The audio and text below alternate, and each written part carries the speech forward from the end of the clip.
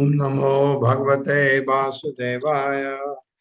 ओम नमो भगवते वासुदेवाय। ओम नमो भगवते वासुदेवाय।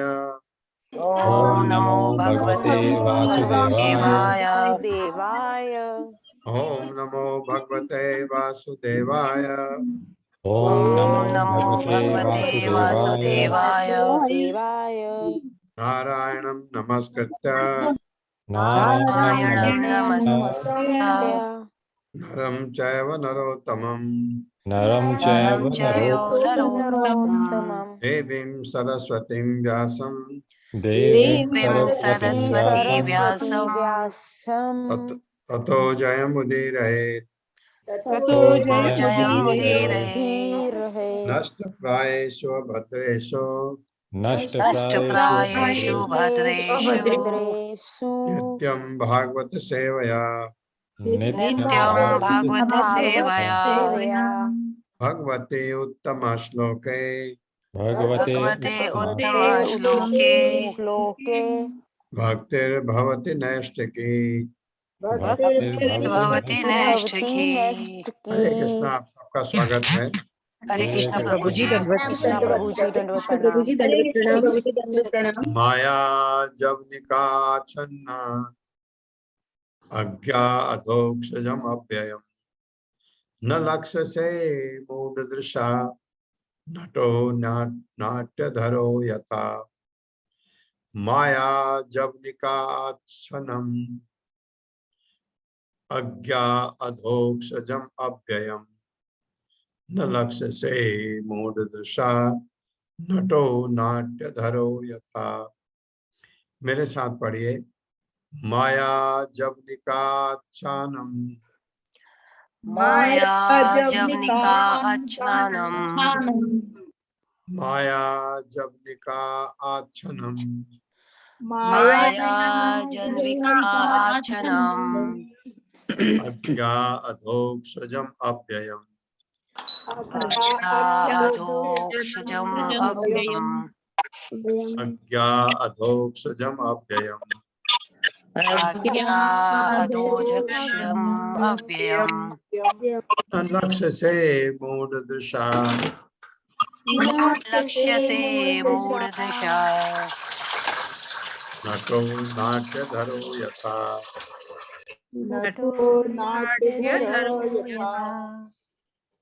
माया जब निकाच्छनम माया जब निकाच्छनम अज्ञा अधोक्षजम अव्ययम अज्ञादोक्षजम् अव्ययम् न लक्ष्य से मूढ़ दृशा न लक्ष्य से मूढ़ दृशा नटो नाट्यधरो यथा। नटो नाट्यधरो यथा। शब्दार्थ है माया ठगने वाली, जब निका पर्दा, आच्छनम ढका, अज्ञा ज्ञानी, अधोक्षजम भौतिक बोध की सीमा से परे दिव्य दिव्य चीज को कहते हैं अधोक्षजम। अव्ययम अविनाशी, ना नहीं लक्ष्य से दिखता है। मूढ़ दशा मूर्ख देखने वाले के द्वारा, नटः कलाकार, नाट्यधर अभिनेता का वेश धारण किए, यथा जिस प्रकार कुंती के प्रिय हैं। कुंती कह रही है सीमित इंद्रिय ज्ञान से परे होने के कारण आप ठगनी शक्ति माया, आप कह रही, आप भगवान को कह रही है कुंती, सीमित इंद्रिय ज्ञान से परे होने के कारण आप ठगनी शक्ति माया के पर्दे से ढके रहने वाले शाश्वत अव्यय तत्व हैं। आप दिखते नहीं हैं क्योंकि माया से भगवान नहीं ढके, हम ढके हैं। एक्चुअली माया के पर्दे से ढके रहने वाले शाश्वत अव्यय तत्व हैं। आप मूर्ख दर्शक के लिए ठीक उसी प्रकार अदृश्य रहते हैं जिस प्रकार अभिनेता के वेश के वस्त्र पहना हुआ कलाकार पहचान में नहीं आता। आपने देखा होगा कभी कोई रामलीला में या कोई नाटक चल रहा है, उसमें कोई व्यक्ति किसी का किरदार निभाता है, तो उसको आप ऐसे कपड़े पहना देते हैं, तो वो वो समझ में नहीं आता है कि वही है करके, आपको लगता है ऐसा। तो ऐसे है, कह रही है कुंती। मेरे साथ पढ़िए। सीमित इंद्रिय ज्ञान से परे होने के कारण, सीमित इंद्रिय ज्ञान ज्ञान से परे होने के के कारण कारण हाँ, भगवान परे हैं, हमारे जो सीमित इंद्रिय ज्ञान है उससे परे हैं। आप ठगनी शक्ति आप ठगनी शक्ति यानी माया यानी माया माया के पर्दे से ढके रहने वाले के पर्दे पर्दे से से ढके रहने वाले शाश्वत अव्यय तत्व हैं। शाश्वत अव्यय तत्व है। अव्यय मतलब अविनाशी। आप मूर्ख दर्शक के लिए आप मूर्ख दर्शक के लिए ठीक उसी प्रकार अदृश्य रहते हैं। ठीक उसी प्रकार अदृश्य रहते हैं, इस प्रकार अभिनेता के वस्त्र पहना हुआ जिस प्रकार अभिनेता के वस्त्र पहना हुआ कलाकार पहचान में नहीं आता। पहचान में नहीं आता। हाँ, ये कुंती कह रही है भगवान को, आप ऐसे हो, आप हो जैसे तब कुंती के सामने तो भगवान थे। कुंती देख रही है, बहुत सारे लोग नहीं देख पाते हैं। वो कहते हैं ये तो यशोदा का पुत्र एक ग्वाला है। यही तो दुर्योधन ने कहा था, एक ग्वाला करेगा, ग्वाले से मत की बात सुनूं मैं। ये क्योंकि कौन ढका हुआ है माया से, ठगनी शक्ति के पर्दे से कौन ढका हुआ है? दुर्योधन। भगवान नहीं ढके। भगवान तो अपने को आच्छादित करते हैं अपनी अंतरंगा शक्ति से हम लोगों के लिए। हाँ, तात्पर्य। हरे कृष्ण। हर्षा माता जी। जी मत। हरे कृष्ण। शील प्रभुपाद की जय। शील प्रभुपाद द्वारा तात्पर्य। भगवत गीता में भगवान श्री कृष्ण इसकी पुष्टि करते हैं कि अल्पज्ञानी व्यक्ति उन्हें अपने समान ही सामान्य व्यक्ति समझने की भूल करते हैं और इस प्रकार वे लोग उनका उपहास करते हैं। यहाँ पर इस बात की महारानी कुंती द्वारा पुष्टि की गई है कि अल्पज्ञानी व्यक्ति वे हैं जो भगवान की सत्ता के प्रति विद्रोह करते हैं। ऐसे व्यक्ति असुर कहलाते हैं। असुर भगवान की सत्ता को नहीं पहचान सकते। भगवान जब राम, नरसिंह, वराह या अपने मूल रूप कृष्ण रूप में हम लोगों के मध्य प्रकट होते हैं तो वे इसे अनेक आश्चर्यजनक कार्य करते हैं जो मनुष्य के लिए असंभव है, जैसे हम इस महान ग्रंथ के 10वें स्कंद में देखेंगे। भगवान श्री कृष्ण ने तभी भी मानव मात्र के लिए असंभव कार्यकलाप करने प्रारंभ कर दिए थे जब वे अपनी माता के गोद में थे। उन्होंने उस पूतना राक्षसिनी का वध किया जो अपने स्तनों में विष पोतकर उन्हें मारने आई थी। भगवान ने सामान्य बालक की भांति उनका स्तनपान किया, लेकिन उन्होंने साथ ही साथ उसके प्राण भी सोख लिए। इस प्रकार उन्होंने गोविंद पर्वत को इस तरह उठा लिया जिस तरह कोई बच्चा कुकुरमुत्ता उठा लेता है। वे वृंदावन वासियों की रक्षा प्रदान करने के लिए पर्वत को कई दिनों तक उठाए रखे। ये भगवान की कतिपय अतिमानवीय कार्यकलाप हैं जिनका वर्णन पुराणों, इतिहासों तथा उपनिषदों में हुआ है। उन्होंने एक त्यागी के रूप में अद्भुत पराक्रम कर भगवत गीता के रूप, भगवत ऊपर वाला लाइन छूट गया। उन्होंने भगवत गीता के रूप में अद्भुत उपदेश दिया। उन्होंने एक वीर, एक ग्रस्त, एक शिक्षक तथा एक त्यागी के रूप में अद्भुत पराक्रम कर दिखाया। व्यास, देवल, असित, नारद, मधव, शंकर, रामानुज, श्री चैतन्य महाप्रभु, जीव गोस्वामी, विश्वनाथ चक्रवर्ती, भक्ति सिद्धांत सरस्वती तथा इस परंपरा के अन्य प्रामाणिक महापुरुषों ने उन्हें पूर्ण पुरुषोत्तम भगवान के रूप में स्वीकार किया है। उन्होंने समय भी प्रामाणिक साहित्य में अनेक स्थलों पर ऐसा ही घोषित किया है। फिर भी आसुरी मनोवृत्ति वाले लोगों को एक ऐसा वर्ग है जो भगवान के परम सत्य के रूप में मानने में आनाकानी करता है। यह कुछ तो उन्हें अल्प ज्ञान के कारण है और कुछ उन्हें विगत तथा वर्तमान दुष्कर्मों के परिणाम स्वरूप उनकी घोर मूर्खता के कारण है। भगवान कृष्ण जब लोगों की आंखों के सामने साक्षात उपस्थित थे, तब भी वे उन्हें पहचान नहीं पाए थे। दूसरी कठिनाई यह है कि जो लोग अपनी अपूर्ण इंद्रियों पर निर्भर रहते हैं, वे परमेश्वर के रूप में उनकी अनुभूति नहीं कर पाते। ऐसे व्यक्ति आधुनिक विज्ञान के समान हैं। वे सारे वस्तुओं को अपने प्रयोगात्मक ज्ञान से जानना चाहते हैं, लेकिन परम पुरुष को अपूर्ण प्रयोगात्मक ज्ञान के द्वारा जान पाना असंभव है। यहाँ पर उन्हें अधोक्षज कहा गया है, अर्थात वे प्रयोगात्मक ज्ञान के परिधि के परे हैं। हमारी सारी इंद्रियां अपूर्ण माता हैं। जी, हरे कृष्णा। हरे कृष्णा। रश्मि माता जी, हरे कृष्णा। रश्मि जोशी माता जी, हरे कृष्णा माता जी।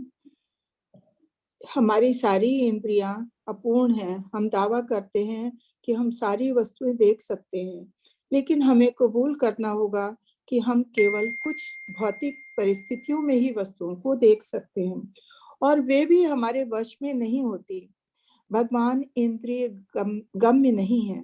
महारानी कुंती बुद्ध जीव की और विशेष रूप से अल्पज्ञ स्त्री जात की इस न्यूनता को स्वीकार करती हैं। अल्पज्ञ लोगों के लिए मंदिर, मस्जिद या गिरजाघर जैसी वस्तुओं की आवश्यकता होती है, जिससे वे भगवान की सत्ता को पहचाने तथा ऐसे पवित्र स्थलों में भगवान के विषय में प्रामाणिक व्यक्तियों से श्रवण कर सकें। अल्पज्ञों के लिए आध्यात्मिक जीवन का ऐसा शुभारंभ आवश्यक है, और मूर्ख लोग इन पूजा स्थलों की स्थापना का विरोध करते हैं, जिनकी आवश्यकता जनता में मंदिरों, मस्जिदों और गिरजाघरों में जाकर भगवान की सत्ता के समक्ष नतमस्तक होना उतना ही लाभप्रद है जितना उन्नत भक्तों के लिए क्रियात्मक भक्ति सेवा द्वारा भगवान का ध्यान करना। हरे कृष्णा प्रभु जी। हरे कृष्णा। धन्यवाद, धन्यवाद, धन्यवाद।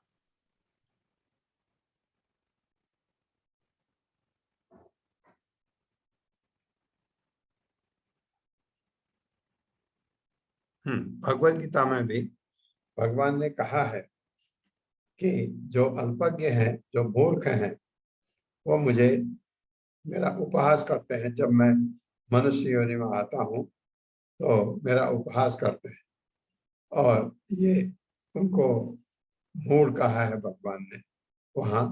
फिर भगवान ने आपने देखा होगा 7वें अध्याय में भगवान ने कहा कि ये 4 प्रकार के लोग मेरे पास कभी नहीं आते। ये एक तो 4 प्रकार के वो लोग हैं जो मेरे पास आते हैं। उनको क्या कहा है? पुण्य आत्मा कहा भगवान ने। चतुर्विधा भजन्ते माम, चतुर्विधा भजन्ते माम सुकृतनो जना सुकृतनो अर्जुन। ये क्या कौन कौन से हैं? आरती, ज्ञानी, अर्थार्थी और आरती, जिज्ञासु, अर्थार्थी और ज्ञानी। ये 4 प्रकार के लोग भगवान के पास आते हैं किसी न किसी मकसद से, और भगवान के भक्त हो जाते हैं। इनमें आरती लोग कभी कभी ऑलरेडी भगवान के महान भक्त होते हैं ये। और 4 प्रकार के वो हैं जो मूर्ख हैं, जो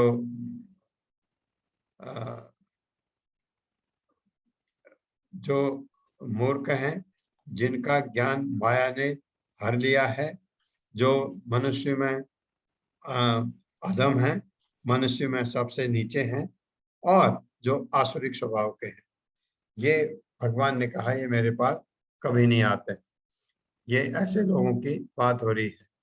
तो कुंती कह रही है जो इस प्रकार के लोग, उनका उपास यहाँ पर इसी बात की महारानी कुंती द्वारा पुष्ट की गई। वो भी यही बात कह रही है। अल्पज्ञानी व्यक्ति वे हैं जो भगवान की सत्ता के प्रति विद्रोह करते हैं। ऐसे अल्पज्ञानी का मतलब ऐसा नहीं है वो पढ़े लिखे नहीं है, बहुत बहुत बड़े बड़े पढ़े लिखे लोग जिन्होंने भगवत गीता पढ़ी और कहा कि ये महान पुरुष थे, महान पुरुष थे, ये भगवान नहीं थे, ऐसा बड़े बड़े स्कॉलर इंडिया के उन्होंने ये कमेंट दिए, क्योंकि इतना अहंकार था। असुर भगवान की सत्ता को नहीं पहचान सकते, तो वो क्या आसुरिक स्वभाव के लोग हैं, या ऐसा कहिए कि जिनका ज्ञान माया ने कर लिया है। भगवान के कार्यकलाप आप देखिए, पूतना को मारा जब वो बहुत छोटे थे, गोदी में थे। पूतना बहुत सुंदर स्त्री बन के आई तो यशोदा माँ ने दे दिया उसको, ठीक है। अब वो स्तनपान कराने के चक्कर में जहर लगा के लाई अपने स्तन में, भगवान ने उसी को चूस लिया। उन पर असर थोड़ी होना है भगवान, ऐसे तो ये विचित्र बात नहीं है। गोवर्धन पर्वत को उठाना, एक 7 साल का लड़का एक हाथ से गोवर्धन पर्वत को उठा करके 7 दिन तक रखा। इंद्र का घमंड चोट करना था भगवान को, क्योंकि इंद्र भगवान का भक्त है, भगवान ने उसको उस पोस्ट पर रखा है, ये तुम देखो। और उसका घमंड इतना बढ़ गया, भगवान ने वो घमंड उसको ठीक करना था, ऐसा नहीं उसको, लेकिन भगवान दंड नहीं देते, ठीक कर देते हैं, क्योंकि भक्त है उनका। इतना भगवत गीता के रूप में उन्होंने अद्भुत उपदेश दिया। उन्होंने एक वीर, एक गृहस्थ, एक शिक्षक, सब रूप ये रोल निभाए धरती में आकर के सब। और यह कौन कह रहा है? वो महापुरुष थे व्यास, वेद व्यास, देवल, असित, नारद, माधवाचार्य और शंकर। ये शंकर ये हैं आपके शंकराचार्य, रामानुज, श्री चैतन्य महाप्रभु तो खुद ही भगवान थे, जीव गोस्वामी, विश्वनाथ चक्रवर्ती ठाकुर, भक्त सिद्धांत सरस्वती ठाकुर, प्रभुपाद के गुरु, तथा उस परंपरा के अन्य प्रमाणिक महापुरुषों ने उन्हें पूर्ण पुरुषोत्तम भगवान के रूप में स्वीकार किया है। अगर हम नारद को, देवर्षि नारद को महान भक्त समझते हैं और चैतन्य महाप्रभु को भगवान के रूप में स्वीकार करते हैं, और माधवाचार्य जिन्होंने इतने महान कार्य की लिखा भी, माधवाचार्य बहुत यहाँ उडुपी में जो कृष्णा मंदिर है वहाँ मंदिर स्थापित करवाया माधवाचार्य ने, ये गुरु परंपरा में है।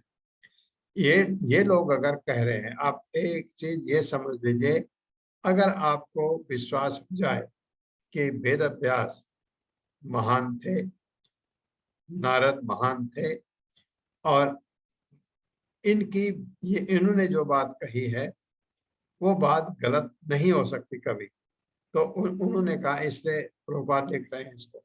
तो ये चीज जब समझ में आती है तो फिर एक भौतिक जगत के पढ़ा लिखा इंसान अंट संट बोलता है, उसको क्यों सुनना है हमने? वो गलत है, वो सही हो ही नहीं सकता, क्योंकि माया ने उसका ज्ञान भर दिया है, आसुरिक स्वभाव का है, उसको नहीं सुनना है। ऐसे महान जो दार्शनिक लोग हैं, भगवान के भक्त हैं, और इन्होंने उनको परम पुरुषोत्तम भगवान के रूप में स्वीकार किया है। तो हमको इसलिए अब यही कहते हैं, अब मेंटल स्पेकुलेशन नहीं करना।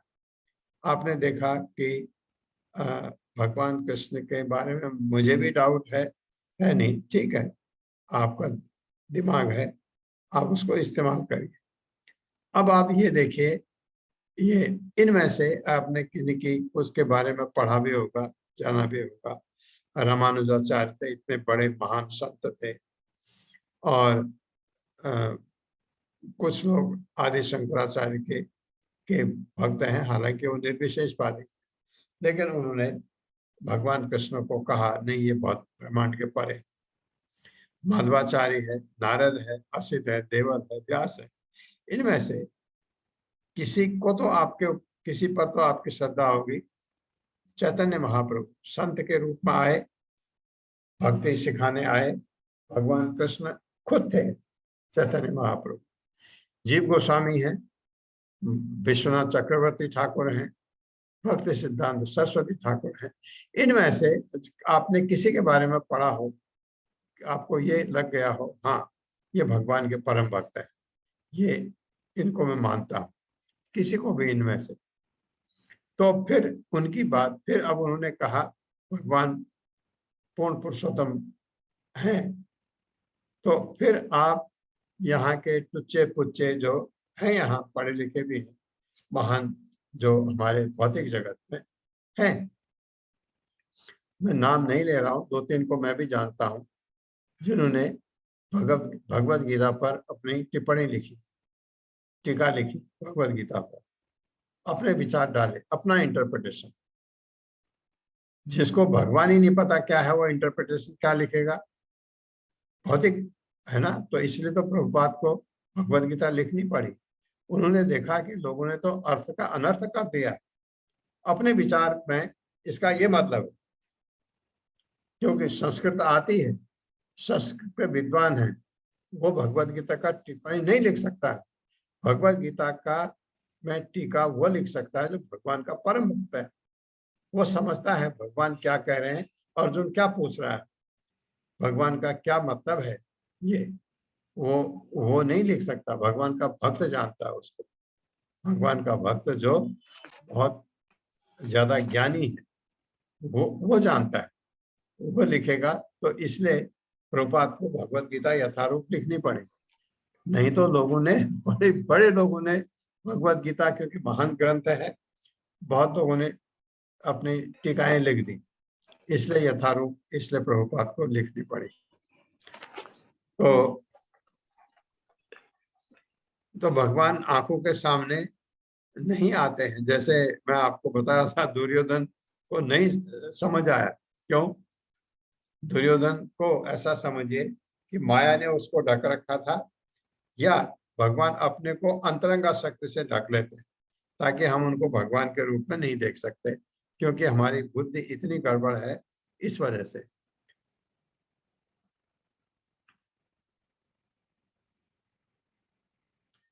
हाँ, जिससे अब अल्प के लोगों के लिए, जो हमको, जैसे हम भक्ति में नहीं है, हमने नहीं पढ़ा है, तो जैसे आपने भगवद गीता नहीं पढ़ी, भागवतम नहीं पढ़ा है, और मंदिर का हमको, हाँ भगवान पर थोड़ी सी आस्था है, मंदिर जाते हैं तो अच्छा लगता है। मंदिर में आप भगवान के अर्चा विग्रह हैं, आप उनको नमस्कार करते हैं, और उसके बाद मंदिर की परिक्रमा करते हैं, और उसके बाद आप वापस आ जाते हैं। आपको वहां पर अगर 10 मिनट भी रहते हैं, आपको बड़ा अच्छा लगता है ये, लेकिन ज्ञान नहीं है ज्यादा। तो उन लोगों के लिए ये मंदिर, मस्जिद, गिरजाघर, ये थोड़ा सा उनमें ये रहता है, उनकी आस्था बनी रहती है। वो अगर हफ्ते में भी एक बार जाते हैं, उनकी आस्था बनी रहती है। कुछ ऐसा है, सुबह भी जाते हैं, शाम को भी जाते हैं, लेकिन अभी उनके ऊपर कृपा होनी है, हुई नहीं। कैसे होगी?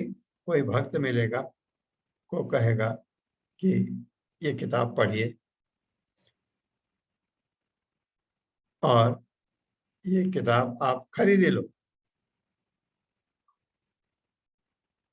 एक बार समझाएगा क्यों पढ़नी चाहिए, क्योंकि भक्त है, वो अच्छी तरह समझाएगा किताब आपके लिए जरूरी है, आप इसको पढ़ के, और आपको कहीं कोई समझ नहीं आए, आप आते हो मंदिर में, मुझे पूछिएगा।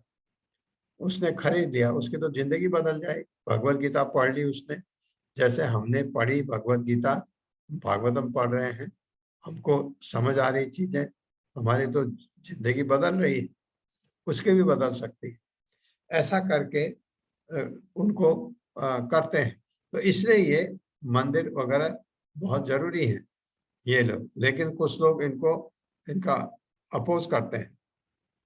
मूर्ख लोग इन पूजा स्थलों की स्थापना का विरोध करते हैं, जिनकी आवश्यकता जनता में आध्यात्मिक गुणों के मानदंड को ऊपर उठाने के लिए पड़ती है। अल्पज्ञों के लिए मंदिरों, मस्जिदों, गिरजाघरों में जाकर भगवान की सत्ता के समक्ष मस्तक होना उतना ही लाभप्रद है जितना उन्नत भक्तों के लिए क्रियात्मक भक्ति द्वारा भगवान का ध्यान करना उतना ही लाभप्रद है।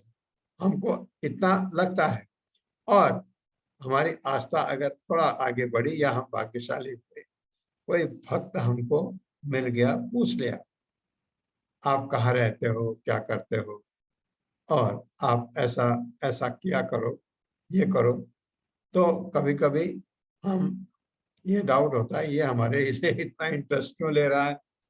आप तो समझते हैं, आप भक्त, भगवान का भक्त चाहता है हर एक भक्त बन जाए। तो लेकिन जो नया नया गया, एक मुझे बोला एक बार, वो मुझे, मैं समझ गया, कहता मैं समझ गया, अब ये मेरे से डोनेशन मांगेगा करके मुझे एक बार कोई बता रहा था। मैं गया और मुझे उन्होंने कहा ये है, मैं तो, मेरी आस्था है, मैं दर्शन करके आता हूँ, कोई ज्ञान नहीं है उसको, अब घमंड इतना है। तो और मेरे को कहा कि आप कहाँ रहते हैं, आइए कभी ये करिए, ठीक है।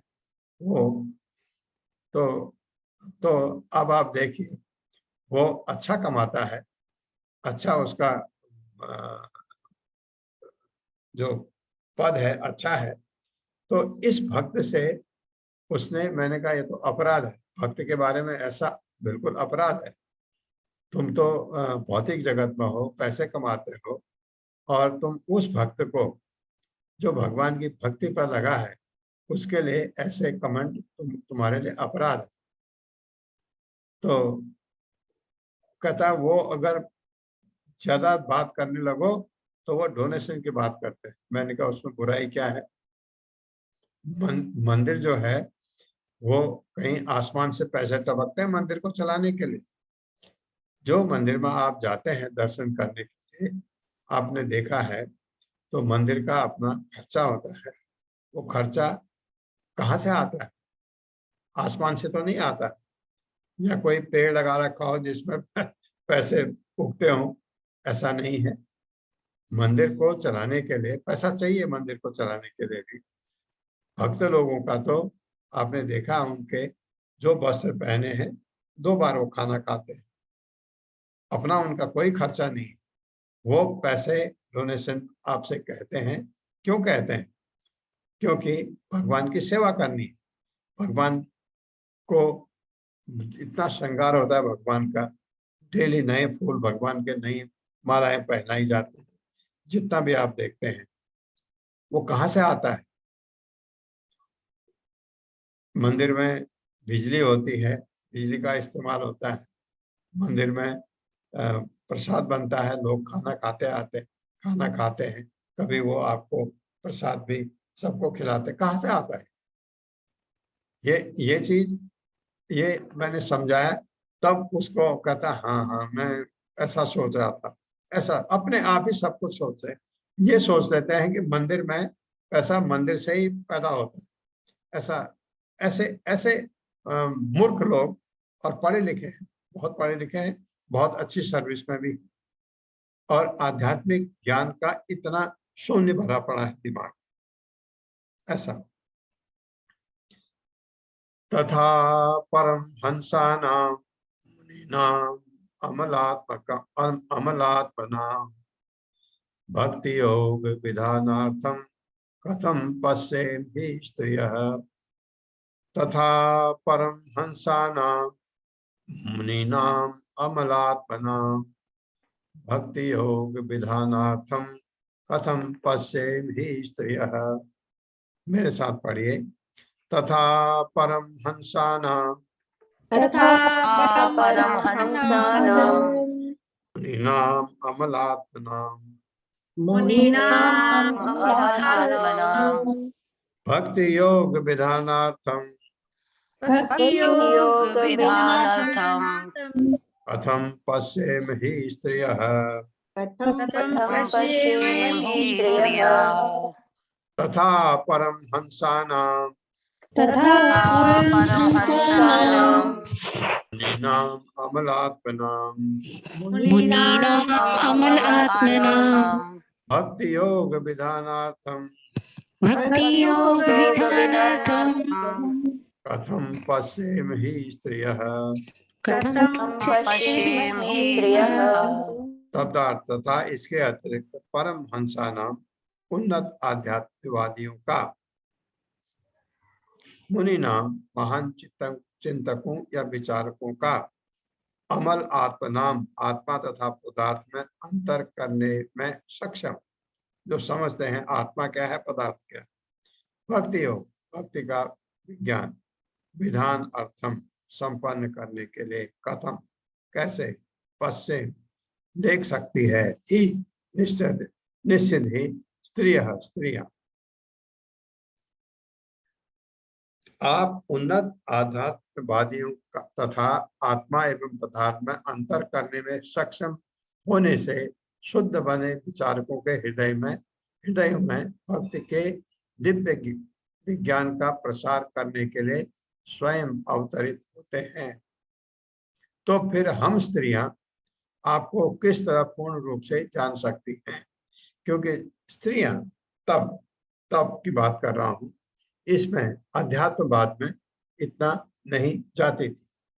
अभी आप लोग पढ़ रहे आपको बहुत माताओं ने मुझे कहा भी, ये बड़ा गलत लिखा हुआ है, कहीं पर लिखा है ना, ये जो शूद्र हैं, जो स्त्रियां हैं या जो बंधु द्विज बंधु हैं, उनके लिए वो भी अपने ये करके भगवत प्राप्ति कर सकते हैं। तो एक माता जी ने मुझे कहा कि शूद्र के साथ स्त्री क्यों लिखा है? स्त्री के लिए शूद्र नहीं लिखा है। स्त्रियां पहले पढ़ाई लिखाई कम करती थी, जब ये बात है, पहले आदमी लोग ही ये काम करते थे, वो घर संभालती थी, बहुत ज्ञानी होती थी, वैसे बहुत व्यवहारिक। जो औरत घर संभालती है उससे ज्यादा ज्ञान किसके पास होता है? तो लेकिन वो इन तरफ को कम आती थी, ये आदमी लोग करते थे। ये जो आपका वानप्रस्थ लेना है, सन्यास लेना है, आदमी लोग करते थे, औरतें नहीं। इस वजह से उनका आध्यात्मिक ज्ञान कम रहता था। ये सत्यता थी पहले की। आज के परिप्रेक्ष्य में ये थोड़ा फर्क हो गया है, क्योंकि अब शिक्षा औरतों में भी उतनी है जितनी आदमियों में है, कहीं कहीं पर ज्यादा भी है। तो इसलिए उसको बुरा मानने का जरूरत नहीं है। मेरे साथ पढ़िए, आप उन्नत आध्यात्मवादियों तथा आत्मा एवं पदार्थ में अंतर करने में सक्षम होने से शुद्ध बने विचारकों के हृदयों में भक्ति के दिव्य विज्ञान का प्रसार करने के लिए स्वयं अवतरित होते हैं। उनके लिए तो आप ऐसा करते हैं। तो फिर हम स्त्रियां आपको किस तरह पूर्ण रूप से जान सकती हैं? ये तो फिर हम स्त्रियां आपको पूर्ण रूप से जान सकती हैं। कैसे जान सकते हैं? ये कुंती कह रही है तात्पर्य। सरिता तनपुरे माता जी, हरे कृष्णा। हरे कृष्णा प्रभु जी। तात्पर्य श्रील प्रभुपाद द्वारा। श्रील प्रभुपाद की जय। बड़े बड़े दार्शनिक चिंतक एवं भगवान धाम तक नहीं पहुंच पाते। उपनिषदों में कहा गया है कि परम सत्य परमेश्वर का परम व्यक्तित्व बड़े से बड़े दार्शनिक की चिंतन शक्ति से परे है। वे महान विद्या या महानतम मस्तिष्क द्वारा भी नहीं जाने जा सकते। उन्हें वही जान पाता है जिस पर उनकी कृपा हुई हो। अन्य लोग भले ही वर्षों तक उनका चिंतन करते ही क्यों न रहे, वे अज्ञेय ही रहते हैं। इस तथ्य की पुष्टि महारानी कुंती द्वारा होती है, जो एक अबोध स्त्री की भूमिका निभा रही है। स्त्रियां सामान्य रूप से दार्शनिकों की भांति चिंतन नहीं कर सकती, लेकिन उन्हें भगवान का आशीर्वाद प्राप्त है, क्योंकि वे भगवान की श्रेष्ठता तथा सर्वशक्तिमत्ता पर तुरंत विश्वास कर लेती है और किसी संकोच के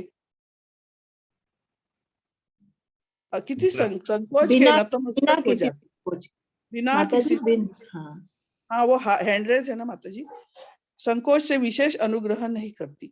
जो महान दार्शनिक होता है वे प्रयोजन की निष्ठा को जानते हैं, इसलिए प्रायः किसी भी धार्मिक उत्सव के अवसर पर स्त्रियां बड़ी संख्या में एकत्र होती है। प्रत्येक देश में तथा प्रत्येक धर्म के संप्रदाय में ऐसा लगता है कि स्त्रियों की रुचि पुरुषों से अधिक है। भगवान की सत्ता की स्वीकृति यह सरलता निष्ठा रहित धार्मिक दिखावे से कहीं अधिक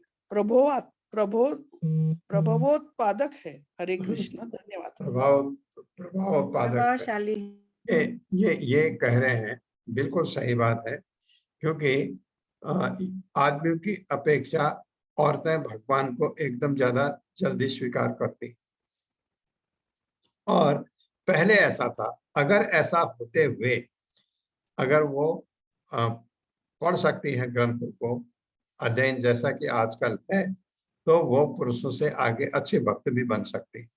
भक्त बनने के लिए टीका टिप्पणी नहीं, भक्ति करनी होती है, और भक्ति करने का जो स्वभाव है औरतों में ज्यादा होता है। प्रभुपाद इन्होंने तो इतना साल लोगों को उपदेश दिए हैं, उनका अनुभव है, प्रभुपाद ने लिखा है। तो ये सही बात है, इसलिए प्रभुपाद कह रहे हैं कहीं पर धार्मिक उत्सव के लिए आप देखो स्त्रियां ज्यादा होती हैं पुरुषों के अपेक्षा। ये हमारे देश में नहीं कहते, हर देश में ऐसा, हर संप्रदाय में ऐसा कि स्त्रियों की रुचि पुरुषों से अधिक होती है। भगवान की सत्ता की स्वीकृति की यह सरलता निष्ठा रहित धार्मिक दिखावे से कहीं अधिक प्रभावशाली होती है, तो उन पर भगवान का असर भी ज्यादा होगा। और अब तो भगवान के बारे में ज्ञान में भी स्त्रियां आगे आ गई हैं, भागवतम पढ़ती हैं, भगवत गीता पढ़ती हैं। ये दो ग्रंथ हमारे लिए जरूरी है, ये कहा गया। फिर क्या कहती है कुंती? कृष्णाय वासुदेवाय देवकी नंदनाय च नंद गोप कुमाराय गोविंदाय नमो नमः। मेरे साथ पढ़िए, कृष्णाय वासुदेवाय कृष्णाय वासुदेवाय देवकी नंदनाय च देवकी नंदनाय च नंद गोप कुमाराय नंद गोप कुमाराय गोविंदाय नमो नमः। गोविंदाय नमो नमः। हाँ, ये आप रोज जब भगवान के सामने होते हैं इसको आप याद करके बोल सकते हैं। कृष्णाय वासुदेवाय देवकी नंदनाय च नंद गोप कुमाराय गोविंदाय नमः। आप भगवान को कहीं भी ये याद रहे आपको तो इसको बोल सकते हैं। मैं आपको नमस्कार करती हूँ या नमस्कार करता हूँ। शब्दार्थ है कृष्णाय भगवान को, वासुदेवाय वसुदेव के पुत्र को, देवकी नंदनाय देवकी के पुत्र को, तथा नंद गोप नंद तथा ग्वालों के, कुमाराय पुत्र को, गोविंदाय भगवान को जो इंद्रियों तथा गौं के प्राण हैं, गोविंदाय गौं के गायों के प्राण है भगवान। आपने देखा भगवान जहां भी होते हैं गाय उनसे लिपटी रहती है, अपना मुंह उनके या गोद में रख देती है, या इतने पसंद थे भगवान गाय को। नमः सादर नमस्कार, नमः नमस्कार। अतः मैं, भावार्थ है, अतः मैं उन भगवान को सादर नमस्कार करते हूँ, कुंती कह रही है, जो वसुदेव के पुत्र, देवकी के लाडले, नंद के लाल तथा वृंदावन के अन्य ग्वालों एवं गौं तथा इंद्रियों के प्राण बनकर आए हैं।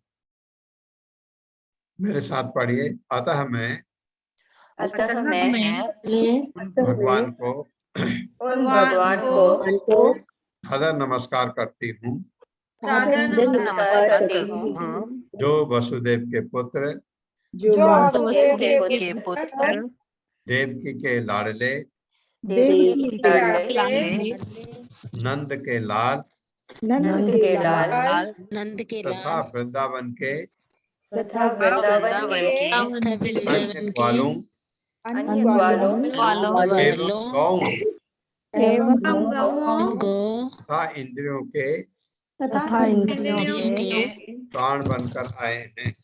प्राण बनकर आए हैं। तात्पर्य वंदना माता जी। हरे कृष्णा माता जी, हरे कृष्णा प्रभु जी। पढ़िए। श्रील प्रभुपाद की जय। श्रील प्रभुपाद द्वारा तात्पर्य, किसी भी भौतिक संपदा द्वारा प्राप्त न किए जा सकने वाले भगवान इस प्रकार अपने अनन्य भक्तों पर विशेष अनुग्रह दिखाने तथा आसुरी लोगों के उपद्रवों का शमन करने के लिए अपनी असीम अहेतु की कृपा से इस पृथ्वी पर अवतरित होते हैं। महारानी कुंती अन्य सभी अवतारों की अपेक्षा भगवान कृष्ण के अवतार की विशेष रूप से पूजा करती है, क्योंकि वे इसी रूप में सरलता से प्राप्त किए जा सकते हैं। राम अवतार में वे बचपन से ही राजा के पुत्र बने रहे, लेकिन कृष्ण अवतार में राजा के पुत्र होते हुए भी उन्होंने अपने असली माता पिता राजा वसुदेव तथा महारानी देवकी के संरक्षण को जन्मते ही त्याग दिया और यशोदा माई की गोद में चले गए, जिससे उनकी बाल लीलाओं के कारण अत्यंत पावन वृंदावन की पुण्य भूमि में वे सामान्य ग्वाल बाल का अभिनय कर सकें। अतएव भगवान कृष्ण भगवान राम की अपेक्षा अधिक दयालु हैं। वे कुंती के भाई वसुदेव तथा उनके परिवार के प्रति विशेष रूप से अत्यंत दयालु थे। यदि कृष्ण वसुदेव तथा देवकी के पुत्र रूप में जन्म न लिया होता तो महारानी कुंती उन्हें अपना भतीजा मानकर इतने वात्सल्य भाव से उन्हें संबोधित न कर पाती, किंतु अधिक भाग्यशाली तो नंद और यशोदा हैं, जिन्होंने भगवान की बाल लीलाओं का रस लूटा, जो अन्य लीलाओं से अधिक मनोहारी हैं। ब्रजभूमि वृंदावन के नाम से ब्रह्म संहिता में वर्णित मूल कृष्ण लोक में ही हो रही उनकी सनातन लीलाओं का एक नमूना है। भगवान श्री कृष्ण ब्रजभूमि में अपने दिव्य पार्षदों तथा साज सामग्री के साथ स्वयं अवतरित हुए थे। इसलिए श्री चैतन्य महाप्रभु ने पुष्टि की है कि ब्रजभूमि के वासियों के समान अन्य कोई भाग्यशाली नहीं है, और उनमें भी गोपियां विशेष रूप से भाग्यशालिनी हैं, क्योंकि उन्होंने भगवान की प्रसन्नता के लिए अपना सर्वस्व निछावर कर दिया। वे नंद तथा यशोदा के साथ ग्वालों के साथ तथा विशेष रूप से ग्वाल बालों एवं गौओं के साथ अपनी लीलाओं के कारण गोविंद कहलाए। गोविंद रूप में भगवान ब्राह्मणों तथा गौओं के प्रति विशेष सदैव थे हैं, जिनका अर्थ है कि मानवीय संपदा बहुत कुछ इन्हीं दो बातों पर निर्भर करती है, एक तो ब्राह्मण संस्कृति तथा दूसरी गौ रक्षा। जहाँ इन दोनों का अभाव रहता है वहाँ भगवान कृष्ण कभी प्रसन्न नहीं होते। हरे कृष्ण प्रभु जी। बहुत अच्छा पढ़ा आपने, क्या अच्छी चीज पढ़ी आपने। ये एक तो ब्राह्मण संस्कृति बहुत जरूरी है, दूसरी गो रक्षक गाय के रक्षक, दो चीज जहाँ होती हैं वहाँ सब संपन्नता रहती। जहाँ ये दो चीज का अभाव होगा वहाँ आसुरी स्वभाव होगा। वहाँ ये बताया है जहाँ इन दोनों का अभाव रहता है भगवान कृष्ण कभी प्रसन्न नहीं होते, वहाँ हमेशा विपत्ति आती रहेगी। ये चीज है। नमः पंकज नाभाय नमः पंकज मालिने नमः पंकज नेत्राय नमस्ते पंकजाग्रे अंग्रे नमः पंकज नाभाय नमः पंकज मालिने नमः पंकज नेत्राय नमस्ते पंकज अंग्रे। मेरे साथ पढ़िए। नमः पंकज नाभाय पंकजनाभाय नमः पंकज मालिने नमः पंकजमालिने नमः पंकज नेत्राय नमः पंकज नेत्राय नमस्ते पंकज अंग्रे। नमस्ते पंकजंग्रे। शब्दार्थ है नमस्कार है पंकज नाभाय, भगवान को जिनके उदर के मध्य भाग में कमल पुष्प के समान विशेष गड्ढा है। ये पेट में होता है ना गड्ढा, जो वो बिल्कुल कमल पुष्प के समान है। नमस्कार है पंकज मालिनी, कमल पुष्प की माला से निरंतर सजित रहने वाले, कमल की माला उनके गले में होती है, ऐसे को नमस्कार है। नमस्कार है पंकज नेत्राय, किसको? जिनकी दृष्टि कमल पुष्प के समान शीतल है, उनको नमस्कार। कुंती कह रही नमस्ते, नमस्ते जिसको हम कहते हैं, आपको नमस्कार है। पंकज अंग्रहे, कमल पुष्पों से अंकित चरण के तलवों वाले को, अंग्रहे होता है नीचे तला, पंकज अंग्रहे पैर के तलों में भगवान के बहुत अंक बहुत चीजें होती हैं, उसमें से एक कमल का ये भी होता है, कमल पुष्प का भी एक चित्र होता है पैर भगवान के। भावार्थ है जिनके उदर के मध्य में कमल पुष्प के सदृश गर्त है, जो सदैव कमल पुष्प की माला धारण करते हैं, जिनकी चितवन दृष्टि कमल पुष्प के समान शीतल है, चितवन कहते हैं ना दृष्टि, और जिनके चरणों के तलों में कमल अंकित है, उन भगवान को मैं सादर नमस्कार करते हूँ। मेरे साथ पढ़िए। जिनके उदर के मध्य में कमल पुष्प के सदृश गर्त है, कमल पुष्प के सदृश गर्त है, जो सदैव कमल पुष्प की माला धारण करते हैं, सदैव कमल पुष्प की माला धारण करते हैं, जिनकी चितवन चितवन कमल पुष्प के समान शीतल है, कमल पुष्प के समान शीतल है, और जिनके चरणों के तलों में कमल अंकित है, कमल अंकित है, उन भगवान को मैं सादर नमस्कार करते हूँ। उन भगवान को मैं सादर नमस्कार करती हूँ। तात्पर्य। मीना गौतम माता जी। हरे कृष्णा। हरे कृष्णा। श्री प्रभुपाद की जय। श्री प्रभुपाद द्वारा भगवान के दिव्य शरीर में कुछ विशिष्ट चिन्ह होते हैं, जिनसे उनका शरीर अन्य सारे व्यक्तियों के शरीर से भिन्न लगता है। ये भगवान के शरीर के विशिष्ट चिन्ह हैं। भले ही भगवान हम में से एक जैसे लगते हों, लेकिन वे अपने विशिष्ट शारीरिक लक्षणों के कारण सर्वदा भिन्न रहते हैं। श्रीमती कुंती अपने आप को भगवान का दर्शन कर पाने में अक्षम मानती है, क्योंकि वे स्त्री हैं। ऐसा माना जाता है कि स्त्रियां शूद्र, श्रमिक वर्ग तथा द्विज बंधु, तीनों द्विज जातियों की नीचे संतानें परम सत्य के नाम, यश, लक्षण, रूप आदि से संबंधित दिव्य विषय को समझने में असमर्थ होते हैं। यद्यपि ऐसे व्यक्ति भगवान की लीलाओं को समझने में असमर्थ होते हैं, तो भी वे भगवान को अर्चा विग्रह के रूप में देख सकते हैं।